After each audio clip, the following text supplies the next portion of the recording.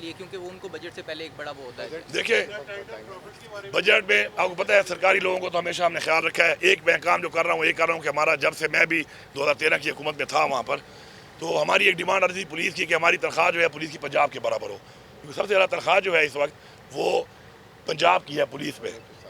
तो उस पर हमने अपने जो 16 ग्रेड तक हमारे जो हैं एहलकार, उनकी हमने तनख्वाह जो है पंजाब के बराबर कर दी। उसके बाद एक बड़ा पैकेज है बलूचिस्तान का, जो 16 से ऊपर के जो अफसरान हैं उनमें सबसे बड़ा पैकेज पाकिस्तान है बलूचिस्तान को एक हार्ड एरिया की वजह से दिया जा रहा है। हमें फेडरल को उनको फेडरल दे रही है, हमें भी देना चाहिए था, फेडरल नहीं दिया, लेकिन हमने वो उनका पैकेज है वो बराबर कर दिया बलूचिस्तान के। इस वक्त जो मेरी पुलिस इस वक्त लड़ रही है, दहशतगर्दी के खिलाफ कुर्बानी दे रही है, तो उनके लिए तो मैंने ये किया है कि उनकी मैंने मैक्सिमम तनख्वाह पाकिस्तान में किसी सूबे में अगर किसी ग्रेड की है पुलिस में तो मैंने उनके लिए वो कर दिया। दूसरा, किसानों के लिए हमने इंशाल्लाह अब ऐसा एक पैकेज रखा है कि इससे पहले हम जो इनको सब्सिडी दे रहे थे किसानों को, उसके अंदर वो रिकवरी नहीं हो रही थी।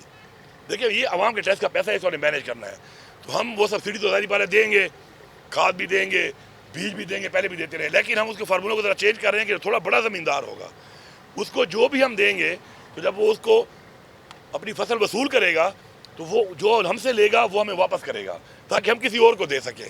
तो इस तरह हम फार्मूलेट करेंगे तो इसका जो हजम है ये देने का बहुत बढ़ जाएगा।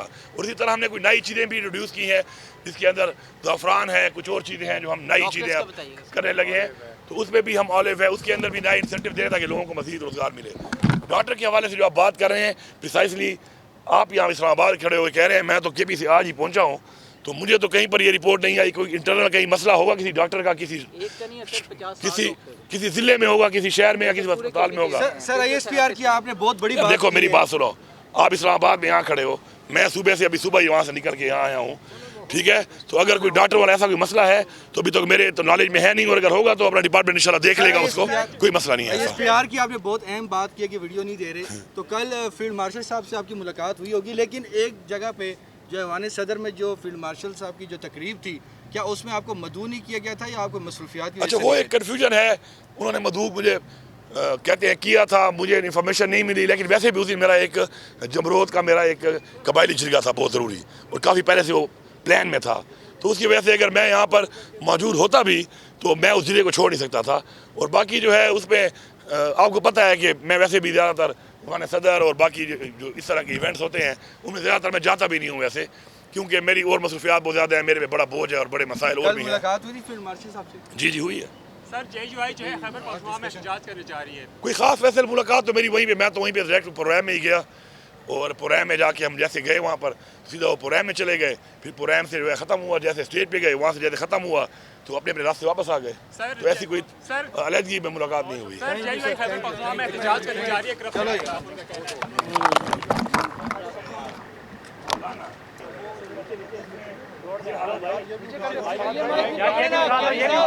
हेलो, यानी माइक पकड़ ले मौलाना के साथ, मौलाना वाली माइक उठा लेना यार, मौलाना वाली बात करने दो भाई, बड़ी अहम बात है ना।